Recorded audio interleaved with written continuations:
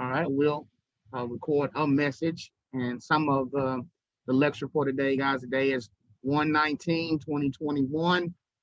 We are finishing up the RT-210C, which is Pulmonary A&P. Pulmonary A&P's lecture.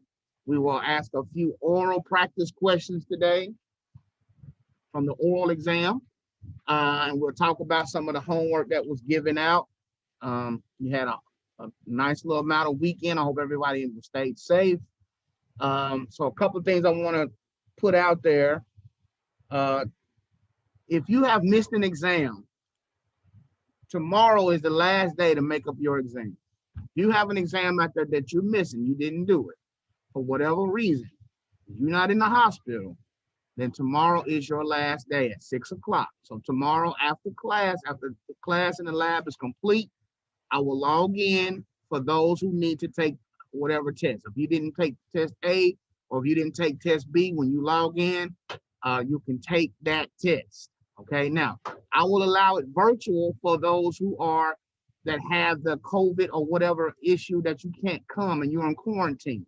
If you happen to be in quarantine and I have documentation to prove that, not just because I had a fever, so I'm in quarantine, that doesn't work. Okay, if you have some kind of documentation that says why you can't be at campus for that sickness or whatever, then and you're in quarantine, then I'll let you take it virtual tomorrow. If not, you need to be here after class and take it. Okay. Now, if you are a 1 to 3 student and you have a test you need to make up, I'll let you take it when you get done with your lab. I'm not gonna make you come back at 6. You did the 1 to 3, and I'll let you take it after class, and after the exam for tomorrow is done in the lab, then I'll let you take your test if you got one that you missed. Okay. But bottom line is tomorrow is the last day. If you don't get it done by tomorrow, it's a 0 for an exam. Actually, you actually have 5 days to take a test. So if you missed an exam, you actually have about 5 days. So I have to make sure I count those days, but I'm pretty sure that we've gotten to that point. Okay. A lot of times we let you go a little bit above and beyond. Hello. Hey, what's up? No, I'm at work, son. All right. Yeah, so I'll let you go over sometimes, but we got to start tightening down. All right. Another tightening down thing, and that's by the policy. Another thing is the homeworks. I get a lot of different people say, well, I didn't get this one, or I didn't know this, or didn't know that.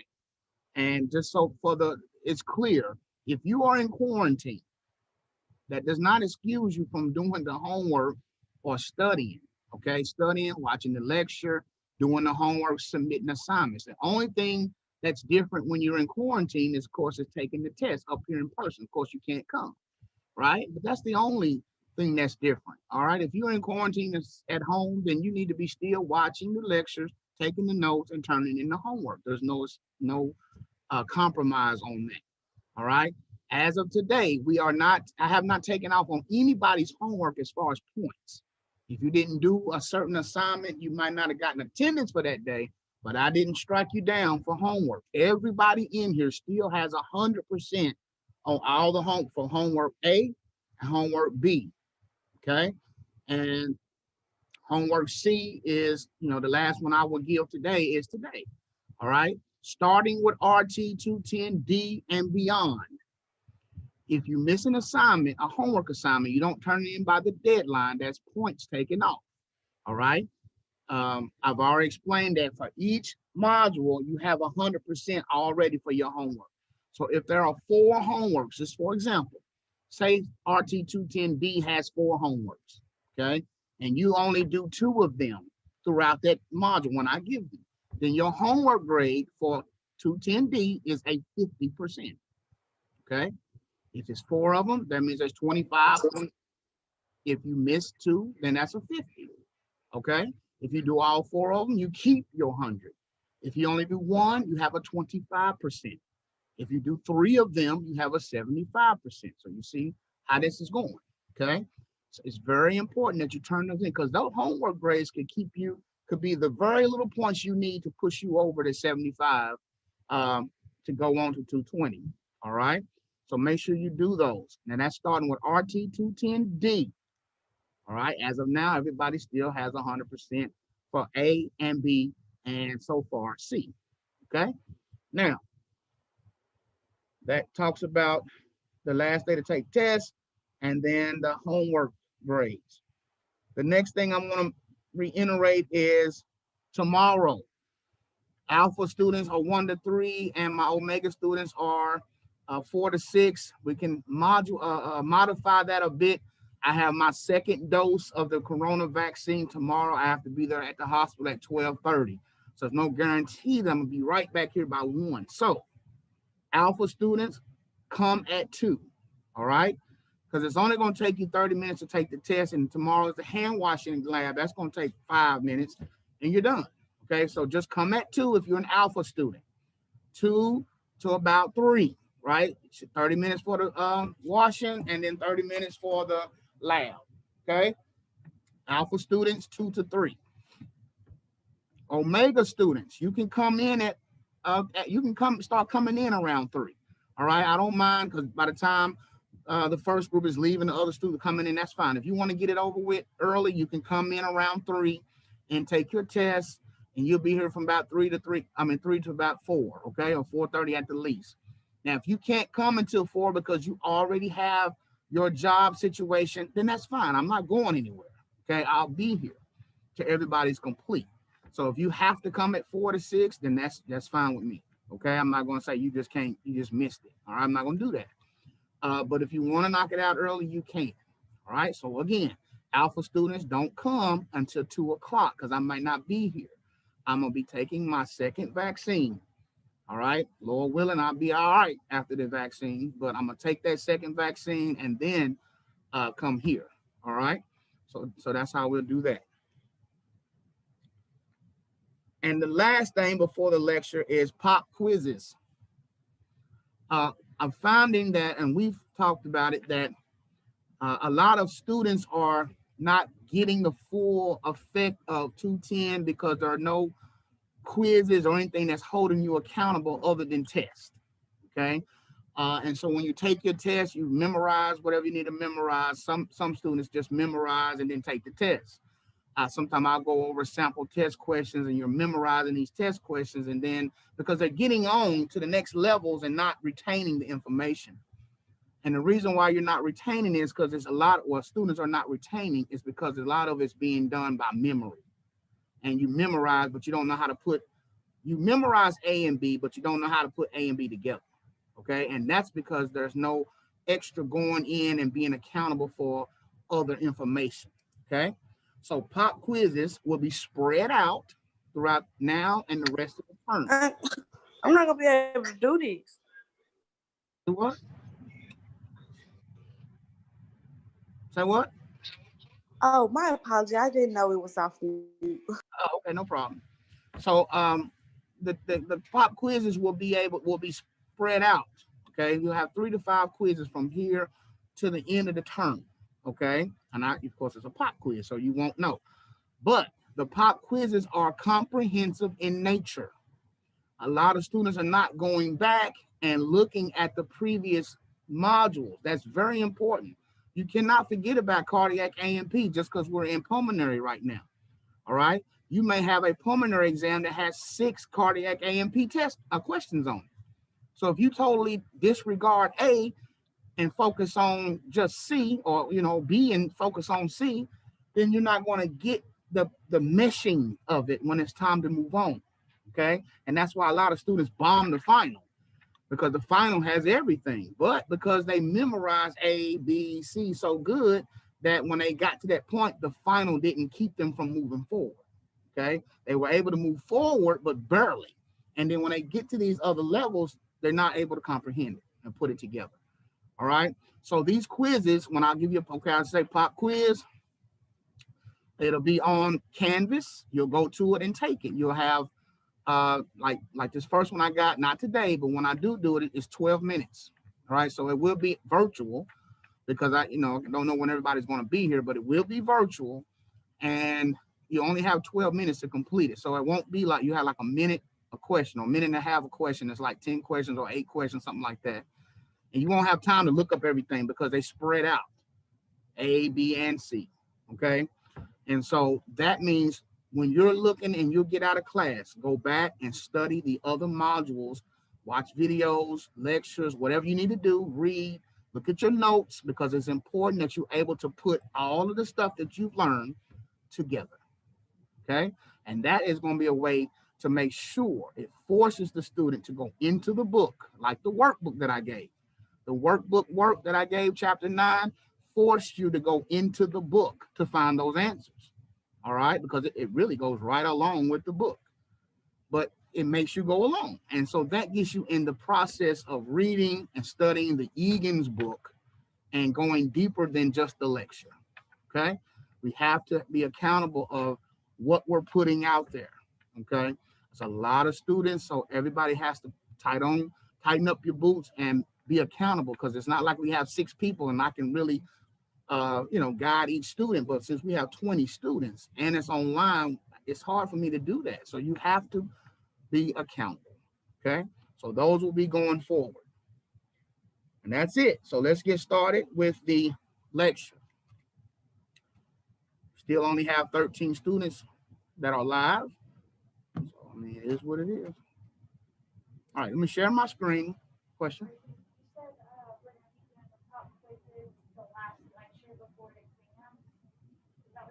Mm-mm. Anytime between now and the end of this term. Okay?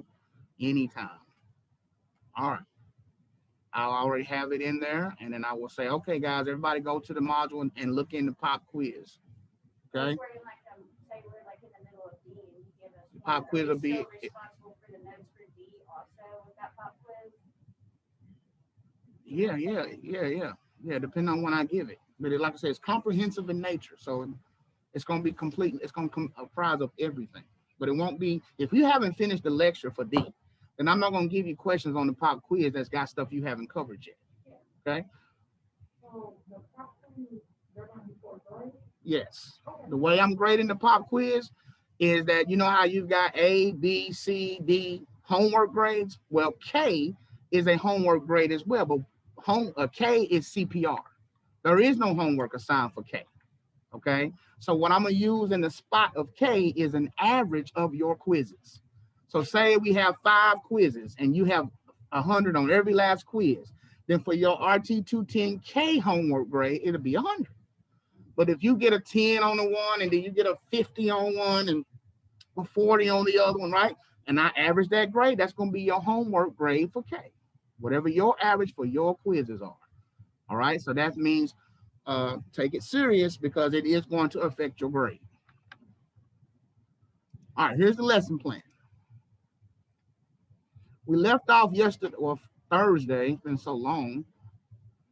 Let me make it a little bigger. We left off yesterday with, or Thursday, we talked about the muscles of ventilation. I hope that you got a lot out of that workbook pages. They're really, really good. I hadn't been using them that much because we were on campus and I had a lot of worksheets I could pass out and we could be doing classwork. But since we don't have that luxury of being on campus as much, then we'll start using that workbook a little bit more. And it's very, very good at keeping the students' nose in that book, because that's where a lot of information comes. And then it also helps you understand what you've learned in lecture, because you may read something that I didn't say, okay, but you're still responsible for it because it's in the reading, all right? And so we left off talking about the muscles of ventilation, which is diagrammed and outlined well in the book.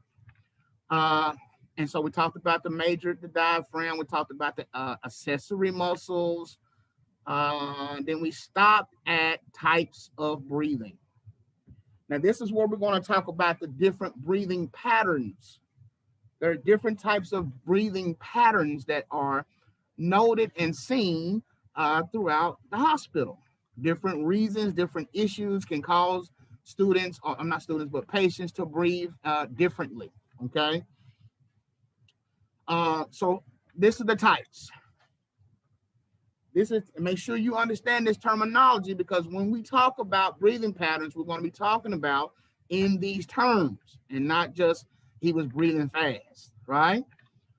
Normal breathing. When somebody is experiencing normal breathing, that's considered to be eupnea. Number one, eupnea. Eupnea is normal breathing at a respiratory rate of 12 to 20 breaths per minute. And not only are they 12 to 20, but they are normal and consistent. They're not real big, deep breaths or not real shallow breaths, right? Eupnea is not only 12 to 20 breaths per minute, but it's consistent and regular, right? When somebody's just breathing consistent and regular, that's eupnea. Because if somebody was breathing 12 to 20 breaths per minute, but then stopped for a minute and it started again, that wouldn't be eupnea. That'd be something else. If they're having periods of apnea in between, that's something else. So you need to know it's more than just 20 breathing a normal rate, but also consistent and regular. Hyperventilation. Hyperventilation is when somebody is rapid and or deep breathing, right? Deep and fast, or breathing real, real fast, or really, really deep. Now, make sure you understand that there is a difference between hyperventilation and tachypnea, okay? Tachypnea, as you'll see down here, is a respiratory rate greater than 20. Okay, he's tachypnic. But if he's breathing deep and fast, then he's hyperventilating, because it's a difference between just breathing fast. The tachypnea is really the speed, and hyperventilation pertains to what? What would hyperventilation pertain to? How fast he's pushing the air out? Not fast. The tachypnea would be the speed. How deep his breaths are.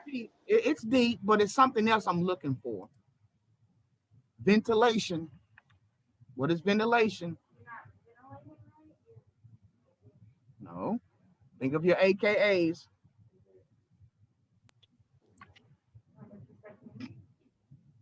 Think of your AKAs when we talk about ventilation. Think of your AKAs. When we talk about ventilation, CO2. CO2. When somebody's blowing off too much CO2, that's hyperventilation.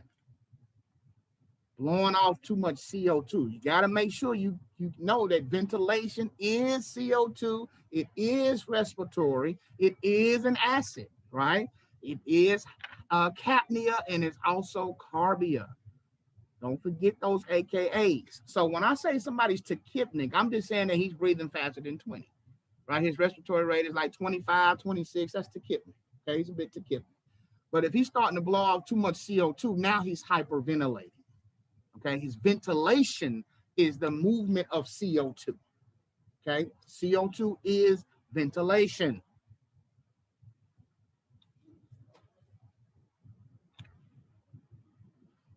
All right, number 3 is hypoventilation. That's not the same as bradypnea. Bradypnea is a respiratory rate less than 12. Okay, if he's breathing less than 12, that's bradypnea. Okay, now it can also mean he's hypoventilating. He's going to start hypoventilating if he doesn't pick it up. Okay, because as soon as he goes a little bit less than 12, he's all right. But if he sustains bradypnea, will turn into hypoventilation, because his CO2 is going to start what?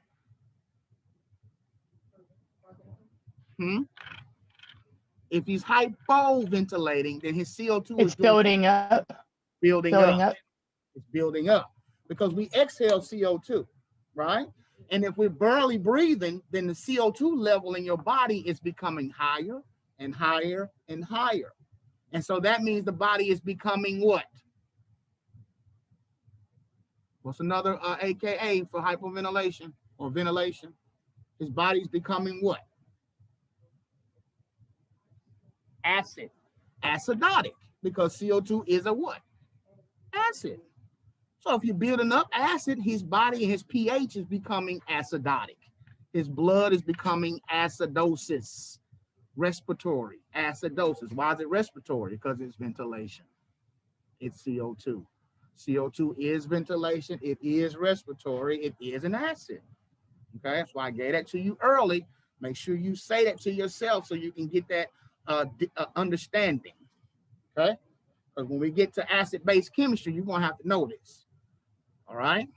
Now, so hypoventilation.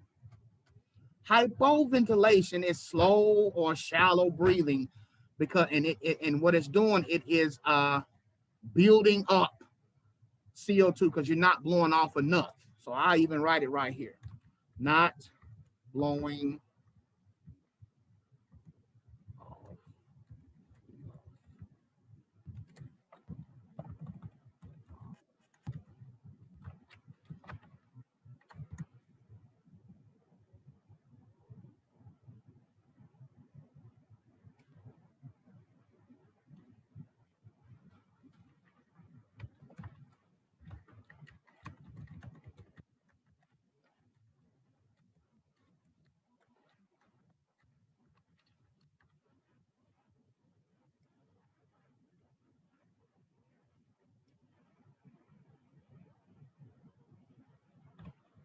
All right, that makes it better. So hyperventilation is rapid, deep breathing that leads to blowing off too much CO2. Now they're hyperventilating. That is why your panic patient passes out. All right. When somebody starts, oh my God, and start doing all that, they pass out. Why do they pass out? Because they blew off too much CO2. If CO2 level drops below a certain level, you fall out. All right. That's why we put a plastic bag over their face so that it catches some of the CO2 that they're blowing out, so they don't blow off too much. That's what I mean. Paper. That's what I meant to say. Paper bag. That's all right. That's fine. Questions are always welcome. That's what I meant to say. Paper bag. A lot of people will put a paper bag or brown paper sack or something over somebody's face if they are hyperventilating because they're blowing off too much CO2. And you're trying to catch some of that and make them rebreathe it so they don't fall out. Okay. And then hypoventilation, guys, is when I'm shallow breathing, right, or very slow, and I'm not blowing off enough carbon dioxide, which leads to respiratory failure because of the buildup of acid. That's respiratory acidosis, or also known as respiratory failure. Your body is failing to ventilate, right? You have to get the CO2 off, guys, or you're going to go into respiratory failure. So the patients who die of overdose, they don't die because of the drug. They die from respiratory failure because they get so sedated that their respiratory rate gets shallow and low, and CO2 starts building up to a point where the body cannot live because it becomes too acidic and it dies. Okay? If you hold your breath. McCarthy, Yes. I'm sorry, I was just going to ask, so is it the CPAP machine The what? that pulls off the carbon, the extra, the CPAP machine, like what people wear at night to go to sleep? Now the CPAP machine opens up the airway. When you fall asleep, your airway collapses for some people. Obstructive sleep apnea, when you're breathing, air is going, in and out your lungs, right? But then when you fall asleep, those muscles relax and they close. And every time they close, the body wakes up. All right. It's waking you up every time. You might not wake completely up, but you're waking up because as soon as you become conscious again, it opens back up. So you fall asleep, it closes, the oxygen starts dropping, the body wakes you out of the deep sleep, and you open back up. So when we do CPAP, that's a continuous positive airway pressure. That's what CPAP stands for. Continuous positive airway pressure. So it's just a continuous pressure that's being blown through the airway. So when you fall asleep and those muscles relax, they can't close. They have to stay open because there's pressure in there. There's air that I'm blowing in there the whole time. Therefore, they don't wake up 100 times a night and they get sleep. Okay. for people who are sleep apnea, they're tired during the day because they're waking up 100 times a night, whether they're waking all the way up on the side of the bed or their body is waking up. Eyes can be closed and you can be awake, okay? That's all it takes is for the body to wake you up just enough to wake them muscles back up again. And then as you fall into a deep REM sleep, they close again and wake up, close again, oxygen drop, wake up, close again, oxygen drop, wake up. And that's all night long. But if we put the right amount of pressure in the airway, then you cannot close. And therefore they don't wake up and they get good sleep.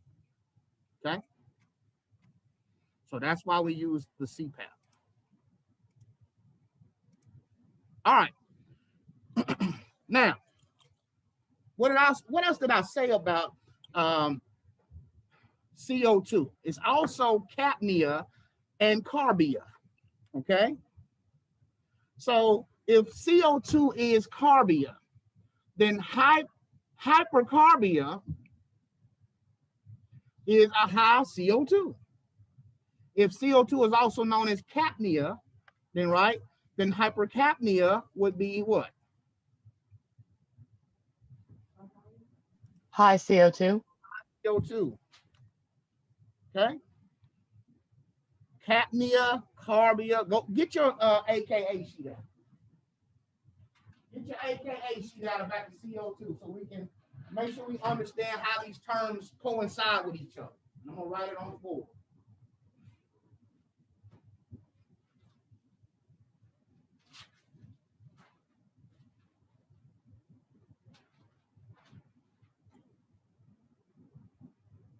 All right.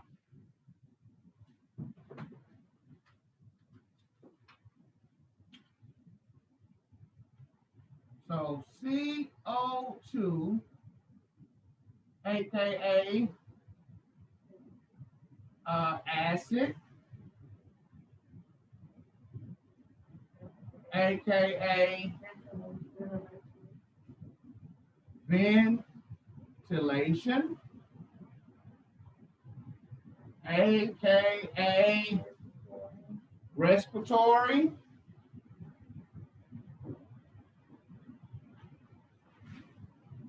aka carbia, and aka capnia. CO2, and these are all of your also known as, right? All right.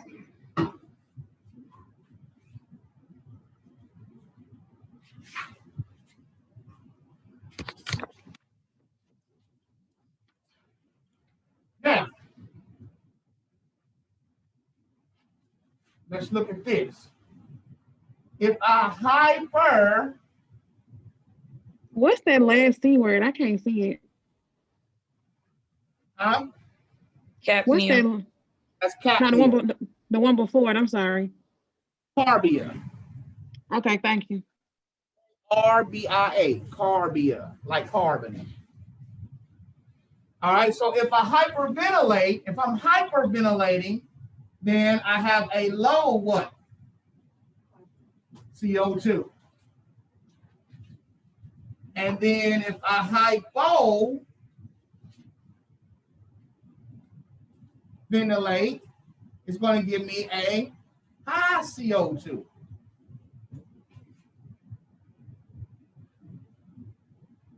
Everybody understand that?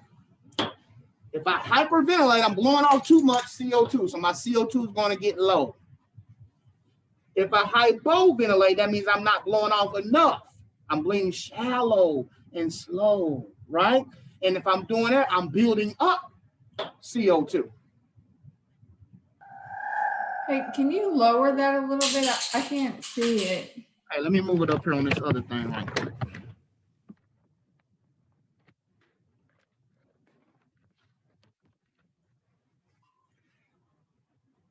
That better? Yes, thank you. Problem. So if I'm hyperventilating, I'm blowing off too much volume, which is going to give me a low what? Carbon dioxide. Okay. If I'm hypoventilating, That means I'm barely breathing. And if I'm barely breathing, that means I'm not releasing enough CO2, and it's going to start to build up. Okay?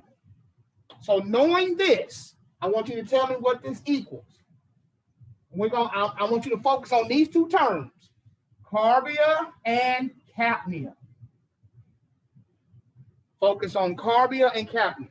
This is what I want you to answer the question in. Carbia or capnia. First, let's talk about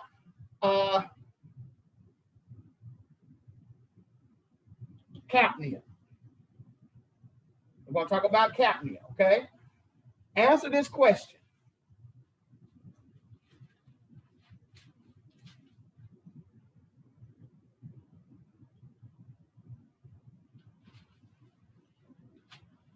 Hypoventilation equals what? Capnia.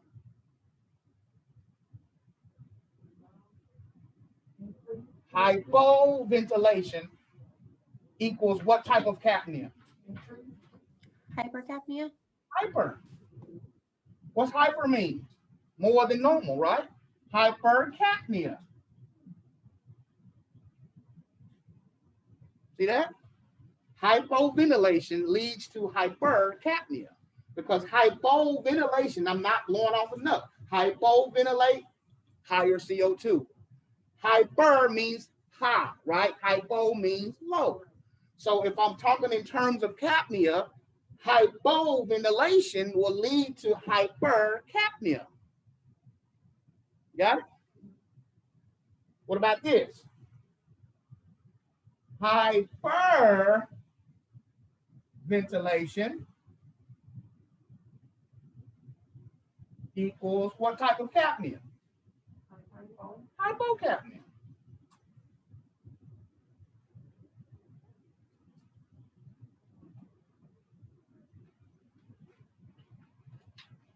See it? That's why you got to have them AKAs down pat. You got to, so you'll know what they mean. Because all this is saying is high CO2, low CO2, because capnia is CO2.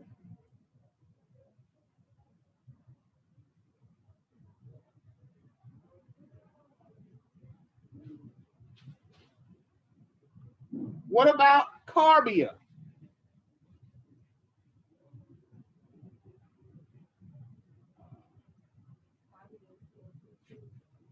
Now let's look at carbia. It's going to be the same thing, but just got to be able to say it.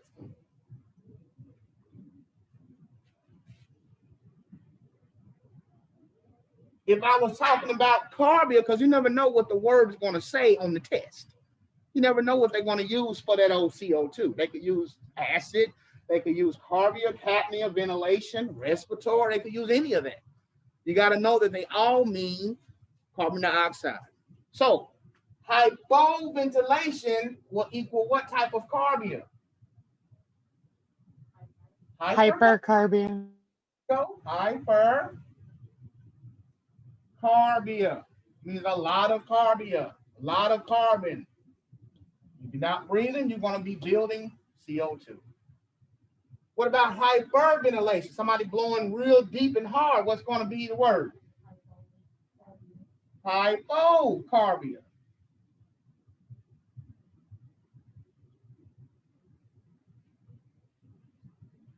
Okay? Carbon dioxide is the single most important thing in a respiratory therapist's career. That is your bread and butter. And remember, ventilation is different than what? Oxygenation. Thank you. It's not the same thing. I can't fix hypercarbia but throwing oxygen at it. That ain't gonna do nothing. I can't fix hypocarbia by throwing oxygen at it.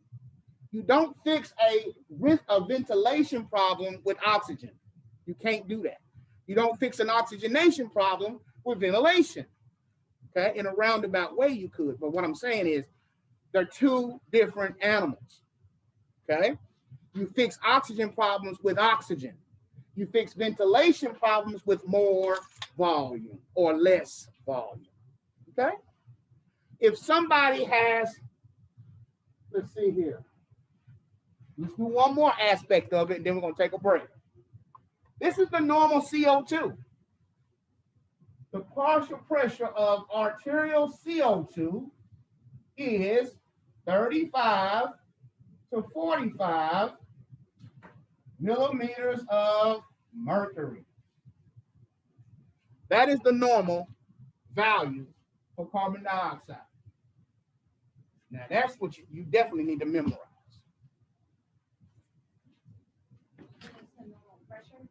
The partial pressure of carbon dioxide in the artery is 35 to 45 millimeters of mercury.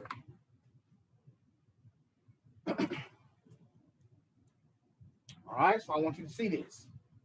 Anything greater than 45 is very, very acidic. Because CO2 is an acid. But if it's more than 45, you're going into acidosis. Okay? Acidosis.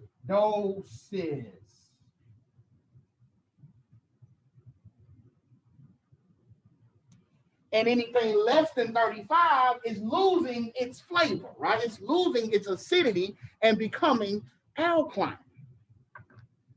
So anything less than 35 is becoming alkalosis.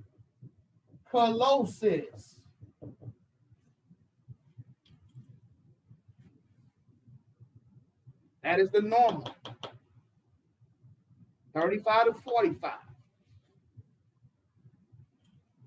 So I'm going to ask you a question.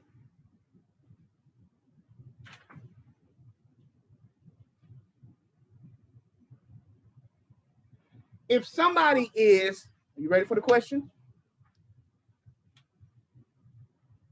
I don't want you to just tell me less than or greater than, okay? If somebody is, let's go with hypoventilation. If somebody is hypoventilating, I expect to see their PaCO2 to be what?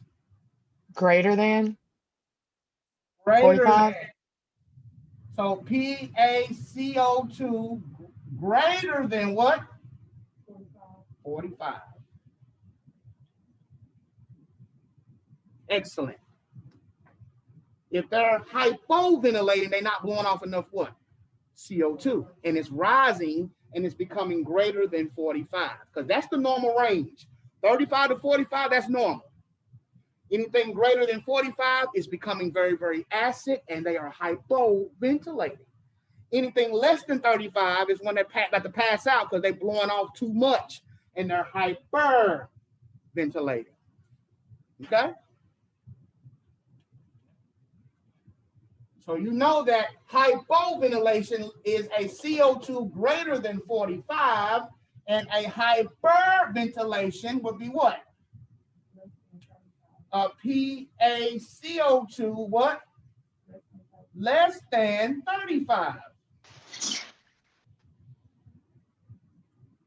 Right? Now I'm going to throw you a curveball. Make sure I'm going to let you get that right quick. Make sure you see that. If they're hypoventilating, they're not blowing off enough CO2 and it has risen above 45 millimeters of mercury. Thus, the blood is becoming very what? Very acidic. If the person is hyperventilating, their CO2 level has dropped below 35 and the blood is becoming alkalotic. Alkalotic. Okay? Somebody trying to get Brittany. You trying to get in? What's your last name? Okay, I thought Brittany was in there. Okay. All right, here you go, Brittany. Now that we know that, I'm going to ask you a question and we're going to go to break. This is one question I'm going to ask.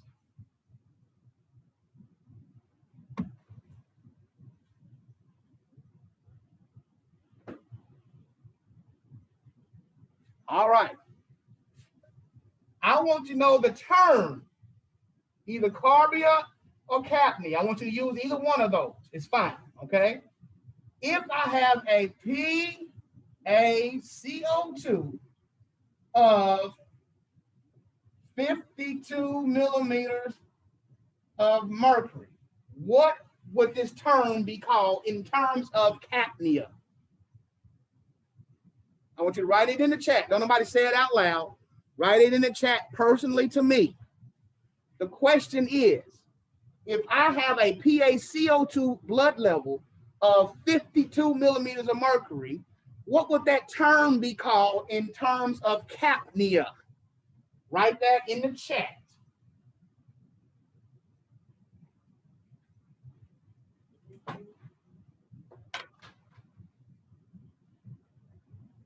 If I have a CO2 of 52, what would that be? What would the term would you call that in terms of capnia? Write it in the chat. I'm gonna answer that in a minute, then we're gonna take a break.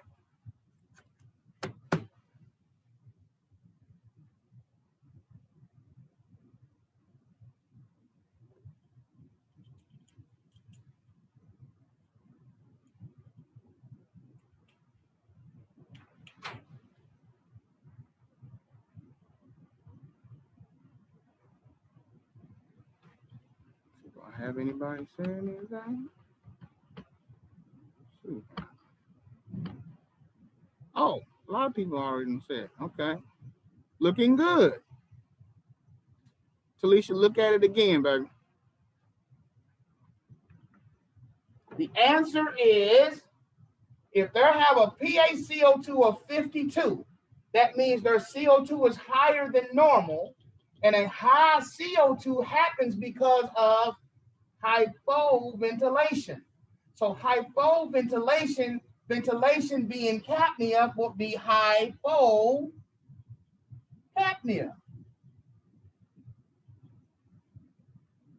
See how they come together?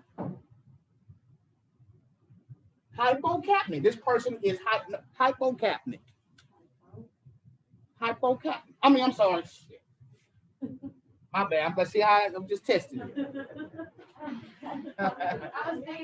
Yeah, I was wondering why y'all was looking all dead and in gloom. No wonder. My bad. My bad, Casey and Kelsey. My bad. Hypercapnia. The reason why, because I think somebody put that, and that's what was on my mind. That's why I said, look at it again. Talisha, look at it again. I knew what I was saying. I just said it the wrong thing. I was really confused. Yeah, I messed him up and he bust me out. So go ahead. Listen though, if the CO2 is 52, that means their number is higher than 45. So that's a high CO2, right? A high CO2 means hypercapnia. Hyper, because capnia is CO2. So if it's a high CO2, it's hypercapnia. The person is hypercapnic. All right, now what if their CO2 was 10? Somebody has a CO2 of 10 millimeters of mercury. What would that be in the terms of capnia? Hypocapnic. There would be hypocapnic. They're hypocapnic. And what, and this is what probably threw me off. What is causing the hypocapnia? And what's that called? Hyperventilation. Hypocapnia is caused by what, Cassidy?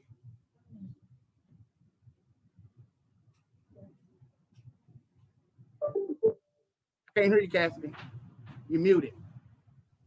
There we go. What was the question? I said, if somebody is hypocapnic because their CO2 is 10, and you guys said that means they are hypocapnic, which means they low CO2. I said, Cassidy, what causes hypocapnia? Like shallow breathing. What causes hypocapnia, a low CO2? Oh, you're not breathing in enough CO2. No. Or not pushing out. Something like that. Hyperventilation. Look, hyperventilation causes a low CO2. Hypocapnia means low CO2. So what causes hypocapnia? Hyperventilation. If the CO2 was 60, you guys said it was what? 60 was what kind of hypercapnia if it's 60, right? So Michaelin, if the CO2 is 60, that's a lot, right? It's more than 45, so it's a high CO2. That's hypercapnia because capnia means CO2. But Michaelin, the question is, what causes hypercapnia? Hyperventilation or hypoventilation. There you go, hypoventilation. That means they're not blowing off enough. So if you're not blowing off enough, it's starting to build up. Okay? Hypercapnia is caused by hypoventilation. Hypercapnia is caused by hypoventilation. Okay? And hypocapnia is caused by hyperventilation. Okay? So if I see a patient breathing really deep and fast, I'm assuming his CO2 is dropping. Okay? He's becoming very hypocarbic or very hypocapnic, right? All right. Or even what? Alkaline. His blood is becoming alkaline because that's synonymous with a low CO2. Okay, take a break. 55 after. Come back at 10 after. We went a little hard. Come back at 2:10. We're going to take a break till 2:10 and continue on with the types of breathing and how they pertain to ventilation. All right, we're back. It is now 10 after. Now, this question I have for you now. This is the next question. What is, if I have a PaCO2 of 40 millimeters of mercury, then what would that term be called? No.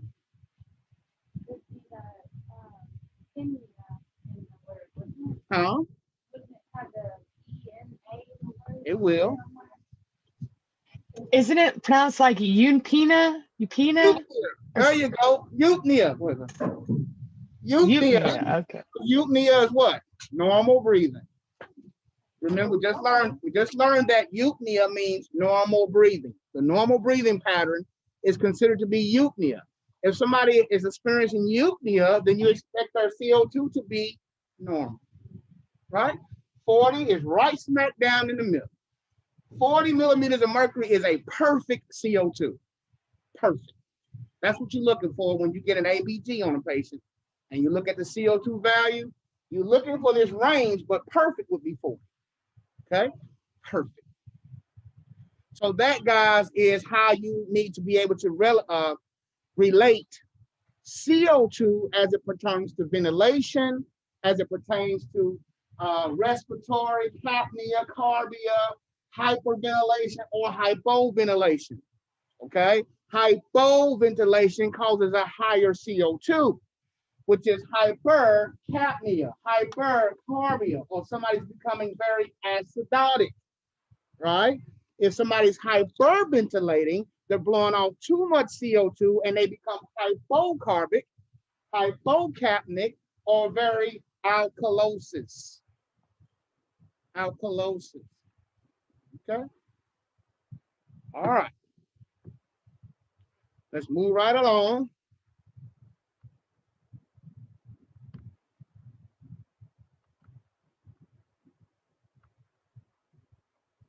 All right, dyspnea, number 4. Dyspnea is somebody who's having labored or difficulty breathing, also known as shortness of breath, SOB, right? If somebody says I'm short of breath, you see that they're struggling, and what would they be using to let you know that they're experiencing shortness of breath? Accessory muscles. You'll start to see the sternocleidomastoid mastoid muscle picking up. They'll be tripoding and leaning on stuff, right? They're showing you signs of difficulty breathing, which is dyspnea. Dyspnea, okay? So if you saw a question that said you walked into a patient's room and they had their elbows up on the bedside table, they were using their accessory muscles, stomach and stuff was retracting, then you, if they said, what would that be? You would say dyspnea. All right, they're experiencing dyspnea. And then, of course, apnea, which is with the A in front. A means without. That means they're not breathing at all. If somebody is apneic, they are not breathing. That's why we say sleep apnea is when they stop breathing in sleep, whether it's central or obstructive. You'll learn later that sleep apnea can be central, which is just a brain telling you, not telling you to breathe, right? Or it could be obstructive, where there's actual obstruction of skin that's stopping you from breathing. Whichever way it goes, you're stopping breathing while asleep. So stopping breathing is apnea. Okay, apnea.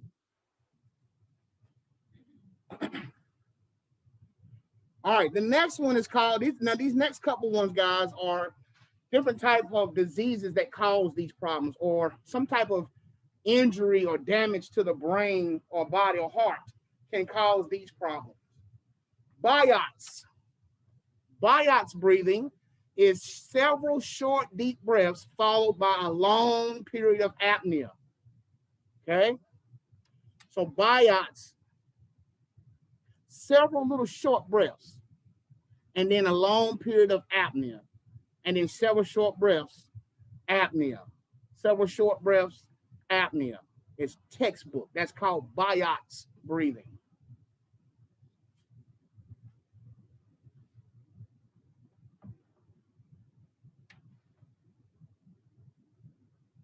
What causes biotts breathing? It can be caused by brain damage or increased intracranial pressures. ICP stands for intracranial pressure. That's pressure inside of the brain, inside of the skull, right? Inside of the cranium. There's an injury, patient has a car wreck, has a traumatic brain injury, the brain starts to swell. When it starts to swell, it's pressure, right? Because the skull does not give, right? Just like a wall. And so as the brain starts to swell inside your cranium, pressure increases. And that can cause biotts breathing. Nothing you can do to fix it. There's nothing you can do to fix biotts breathing except for change the pressure in the head, okay? The brain damage. If you can fix the brain damage, you'll fix that breathing pattern. So biotts breathing looks like this. It's breathe, breathe, breathe, breathe, breathe, breathe, stop. Breathe, breathe. A little short one, not big breaths, just breathe, breathe, breathe, breathe, breathe, breathe, breathe, stop. Breathe, breathe, breathe, breathe, breathe, breathe, breathe, stop. Breathe, breathe, breathe, breathe, breathe, breathe, breathe, stop. That would be biotts breathing. Biotts breathing. Remember what causes it. All right, the next one is called Cheyne-Stokes. Cheyne-Stokes, some people say Cheyne-Stokes, either one. Cheyne-Stokes breathing pattern.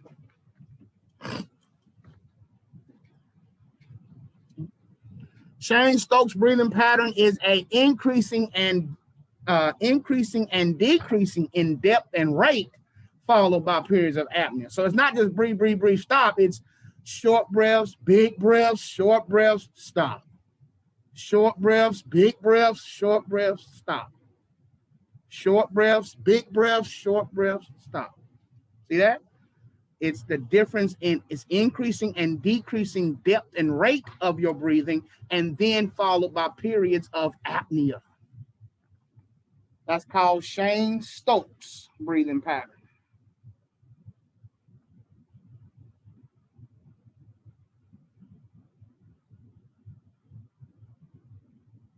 Now, Cheyne-Stokes, which is, I forgot their names, Chatham, Cheyne, and something Stokes, came up with it, and they put it together.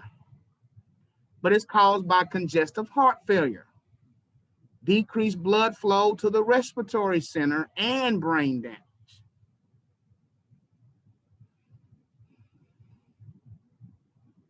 Caused by congestive heart failure, decreased blood flow to the respiratory center, and brain damage. All those things can cause Cheyne-Stokes breathing pattern.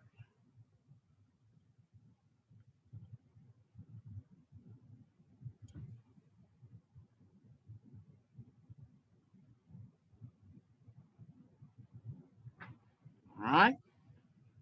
Next one is Kussmaul's.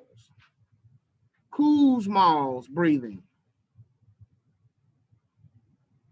Now, this is somebody who has deep, gasping respirations. Just deep gas, just continuous. You like, when are you going to fall out? Because you got to be about to fall out the way they breathe. Okay? Deep, continuous gasps of breaths. And that's caused by diabetic acidosis. Diabetic acidosis. You're going to learn that's a metabolism problem, a metabolic problem. CO2 is respiratory and the bicarb is metabolic. Remember I said metabolic, aka base, aka alkalosis, right? That's the other end of the spectrum, right? And whenever you have a diabetic problem, you start to build up lactic acid in your body, your legs, all it becomes a lot of acid in the body, the tissues, right? Down in the tissue layer. And that can cause Kussmaul's breathing. And what's happening with Kussmaul's is because the body senses a large amount of acid, right? It's saying your legs and your body, your metabolism is full of lactic acid. There's acid all over in your tissue. So the body's only response to get rid of acid is to do what? Breathe it out. That's its response to acid, because CO2 also is a acid, right? So the body just knows there's acid there. So how do I get rid of acid? I just start breathing hard. And that's why they go into this breathing pattern, because of the high levels of acid from diabetic acidosis. So somebody who's in a diabetic crisis or something like that, or in a diabetic coma, they're probably breathing like this.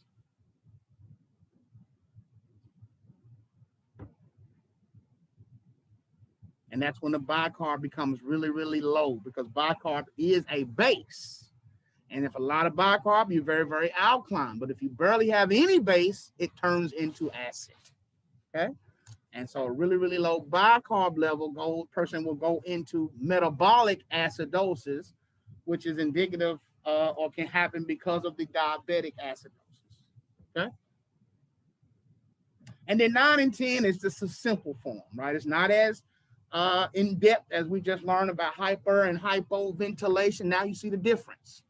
Okay, tachypnea just means somebody breathing more than 20 times. That don't necessarily mean he's blowing off too much CO2, right? It could be cool for him.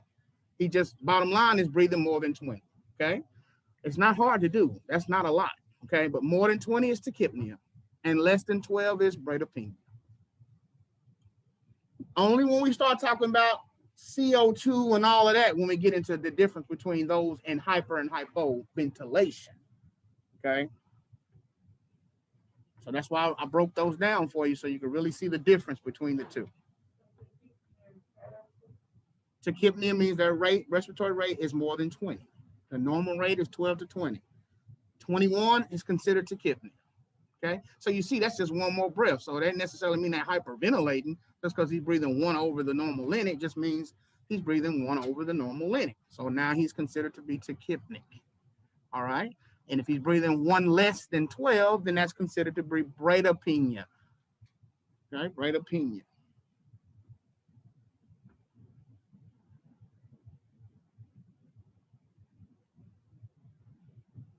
Well, I keep thinking I got my mouse. All right. Now, what regulates the breathing? And this is the last part of the lesson. But the regulation of breathing, well, we still got to talk about breath sounds, but the regulation of breathing, what in the body is regulating all this? How does the body know to breathe more? When does it know to breathe more or breathe less, right? Where at in the brain are these things being signaled, okay? And that's what we're going to talk about now. What regulates your breathing? who's responsible for keeping your CO2 in the normal range? That's the basic goal, is to keep it normal, right? The body starts sensing a little bit more, it'll make you breathe more, right? So it'll bring it down some. If it starts to sense that it's not enough, it's going to slow the breathing down some, right? So it can build back up a little bit. It's trying to keep that in normal range, all right? So where are we? Let's look at it. The medullary respiratory center. The first part of the regulation of breathing is the medullary respiratory center. The medullary respiratory center consists of the medulla.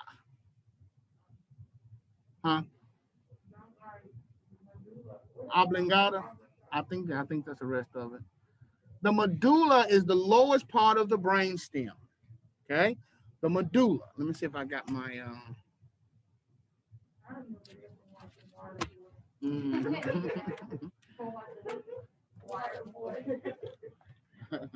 I ain't got my book.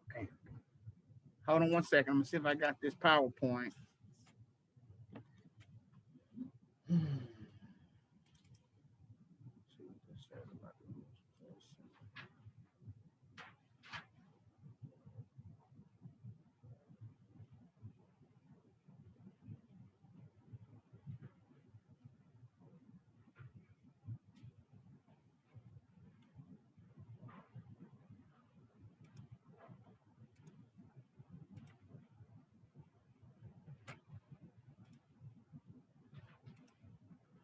All right, the medullary respiratory center. This is the medulla down here. The medulla is the lowest part of the brain stem, okay? Down here, down in this area is your medulla, okay? Then you have the pons will be up in here, okay? This is your pons. And then this is the medullary respiratory center, which is the medulla, all this bottom part, okay? In that you have the dorsal respiratory group. Why does it dorsal? What's dorsal mean? Across. No, that's lateral. Along the Back, The back. towards Good. the back. Because like the dorsal fin of a shark is the one on his back, the one closest to the vertebrae, right? So this will be the dorsal, and then of course the front one is called the what? The ventral, because it's the one across closest to the belly surface or closer to that surface, right? So you have the dorsal respiratory group that has a job, and you have the ventral respiratory group that has a job. And then you have this pre-Bolitzer complex. We don't really talk about that much, so don't worry about that. But you do need to see that there's a dorsal and a ventral respiratory group that make up the medullary center, okay? And then the pons center, or pons respiratory center, has the pneumotaxic center, right? Pneumotaxic center and the apneustic center. All these little centers are firing to each other, okay? They fire to each other and they cause us to ventilate, all right? Some of the centers in the brain will respond to a low oxygen, and some of them respond to low CO2, okay? And you'll learn, I think those come in a little bit later, so I don't want to go too far with it, okay? So you see this right here. I'm going to come back to the notes and talk about each one. This is what it looks like. This is where all the magic is telling you, or all the, let's say, the electrical fireworks are coming from here to tell you what to do as far as breathing is concerned. Now, we do know that the diaphragm is the most major muscle of ventilation, correct? All right. What did we say? Nerve that come from the brain that goes all the way down to the diaphragm. What in the chat? Don't reel it out. In the chat, tell me what nerve comes from the brain to the diaphragm that makes it descend and ascend. Put it in the chat.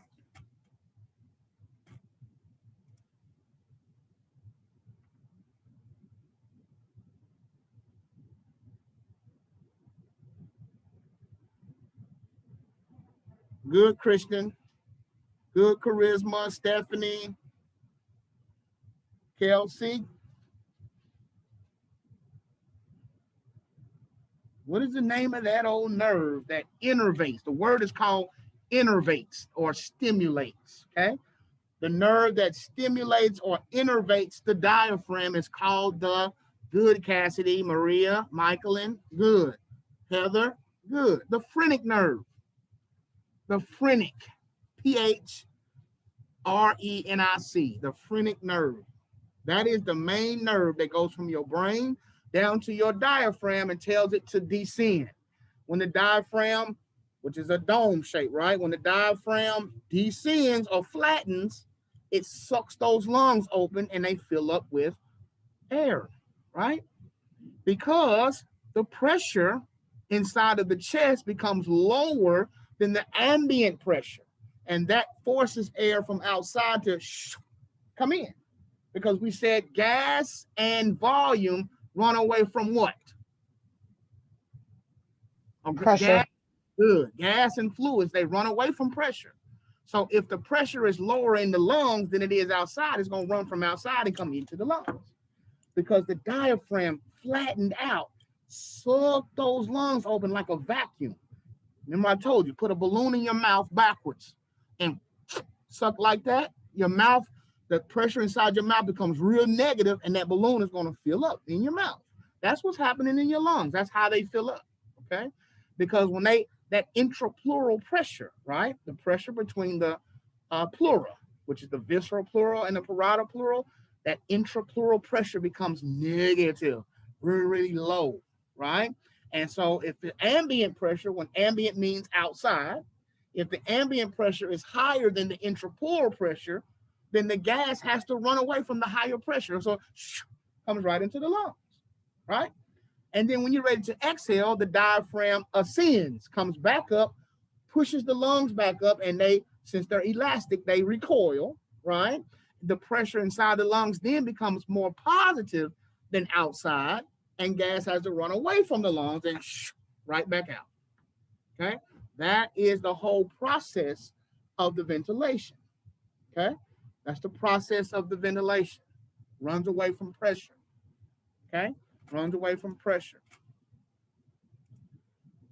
All right. Let me see if that's up here.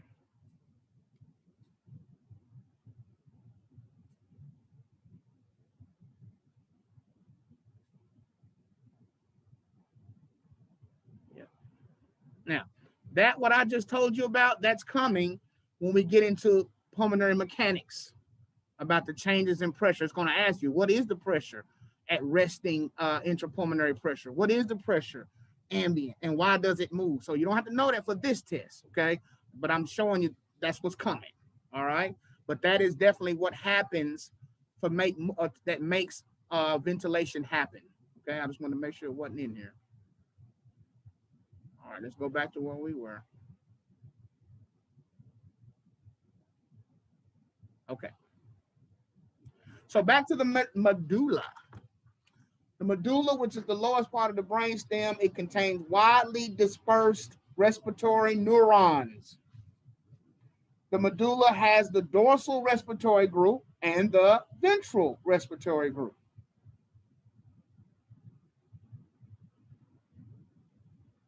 The medulla respiratory center, or the medullary respiratory center, has the dorsal respiratory group and the ventral respiratory group. Now, Michaelin, tell us what the dorsal respiratory groups do. The dorsal group mainly inspire neurons. So it sends impulses to the diaphragm and external intercostal muscles. Good. So the dorsal respiratory groups are mainly made up of inspiratory neurons. So they mainly focus on inspiration, right? So they send signals to everything that's got to do with inspiration, right? And we said the diaphragm, of course, got to get his, right? He's the main thing of all ventilation. And then why the intercostal muscles? Because they move the ribs. Good. So the intercostals help with what? Ventilation. No, oxygenation No, and no. ventilation. Hold on. You have two sets of intercostals, right? We said we have external intercostals and internal intercostals. So now, what I want you to tell me now, listen up. This is one of those critical thinking things. We learned what the external intercostals do and what the internal intercostals do. So if the dorsal respiratory group is mainly inspiratory focused, right? It's the neurons that are mainly focused on inspiration. All right. In the chat, I want you to tell me which one of the intercostals does the dorsal respiratory group send a signal to? Which one of the intercostals does the dorsal respiratory group send a signal to? Put it in the chat. Please don't say it out loud. Put it in the chat privately to me now. Since the dorsal respiratory group is focusing mainly on inspiration, and we know that the intercostals help with inspiration and expiration, right? But there are certain ones. Which intercostal muscle will the dorsal respiratory groups send a signal to, since they are mainly focused on inspiration? Put it in the chat.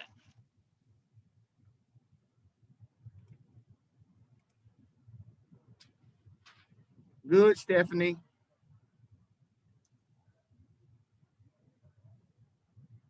Good, Michaelin.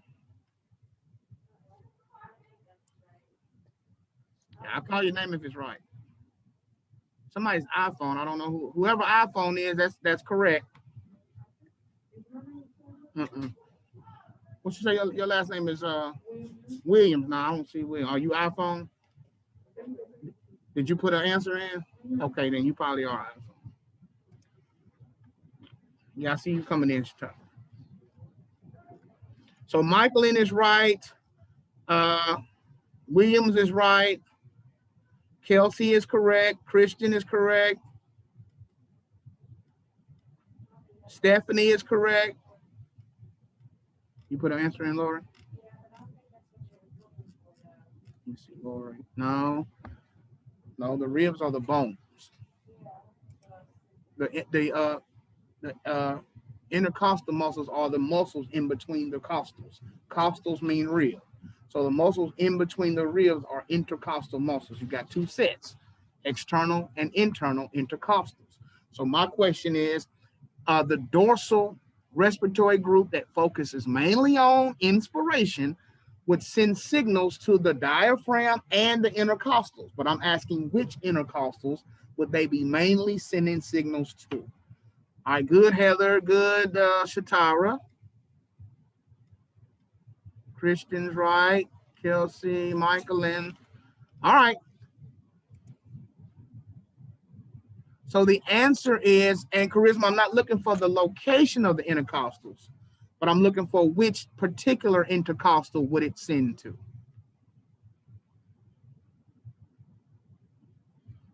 All right. The answer is the external intercostals. If you put external, you are correct, because the external intercostal muscles aid with inspiration, and the internal intercostal muscles aid with expiration. Remember, I told you they were opposite. Excellent. So now the dorsal respiratory group, they're only focused on inspiration. They focus on getting you to inspire. So they're sending signals out to the diaphragm and then to the external intercostal muscles. All right.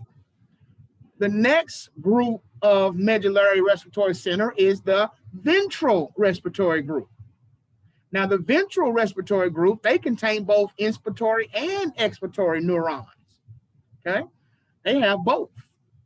The ventral has both expiratory and inspiratory neurons.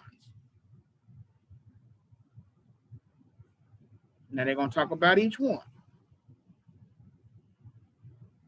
The ventral respiratory group has both inspiratory and expiratory neurons. Now the inspiratory neurons, you got it, Shatara? The The inspiratory neurons will abduct the vocal cords, increase the diameter of the glottis, innervate the diaphragm and external intercostals. That's what's happening for the inspiratory neurons of the ventral group.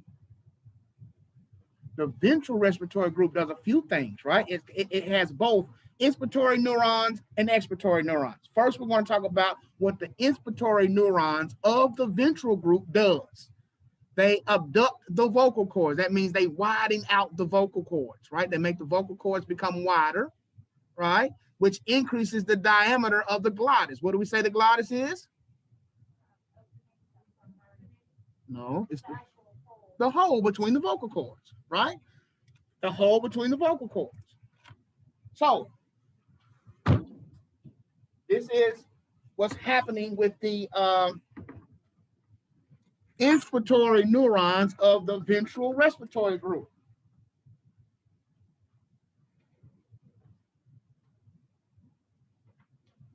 All right. Okay, so the ventral respiratory group set has both, right? Inspiratory neurons and expiratory neurons. Now, we're going to talk about the inspiratory neurons of the ventral respiratory group.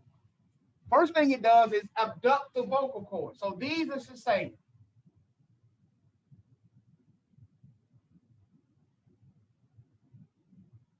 These would be your vocal cords.